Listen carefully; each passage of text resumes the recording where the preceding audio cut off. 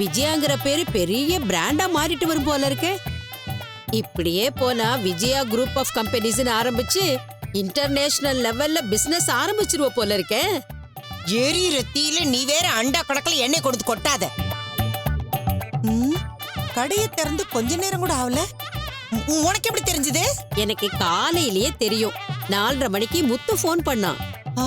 உனக்கு எதுக்கு பண்ணா? அம்மா பேர்ல கடை ஆரம்பிக்க போறோம் வந்துருங்கன்னு கூப்பிட்டான். அப்போ ஊரையே கூப்பிட்டு என்ன அசிங்கப்படுத்தணும் தான் திட்டம் போட்டிருக்காங்க அவங்க. நான் ஒருத்தி உனக்கு ஊரா தெரியறனா?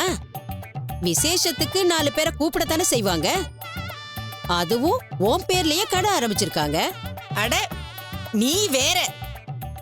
அவங்க என்ன அவமானப்படுத்தணும் தான் என் பேரை வச்சிருக்காங்க. அந்த முத்துவை பத்தி உனக்கு தெரியாதா? அதெல்லாம் ஒண்ணு இல்ல விஜயா. முத்துவ நீ அப்படியெல்லாம் நினைக்காத. நான் ஒண்ணு சொல்றேன் கேட்டுக்கோ. உன் 3 பசங்கள்ல முத்துவுக்கு தான் உன் மேல பாசம் ஜாஸ்தி. அவன் ஒருத்தன் தான் எப்பவும் உன்னை பத்தி நினைச்சுக்கிட்டே இருக்கான். அவன் தானே? ஆமா. எப்படி எனக்கு நெஞ்சு வலி வரவழைக்கலான்னு நினைச்சுக்கிட்டே இருப்பான். இந்த பூக்கடைக்காரி தான் அவனை இப்படி எல்லாம் தூண்டி விட்டுருப்பா. எனக்கு சிரிப்பு தான் வருது. ஏன்? மீனா பூக்கடைக்காரின்னு சொன்ன. ஆனா இன்னையிலிருந்து உன் பேரை சொல்லிதானே பூக்கடைன்னு கூப்பிட போறாங்க.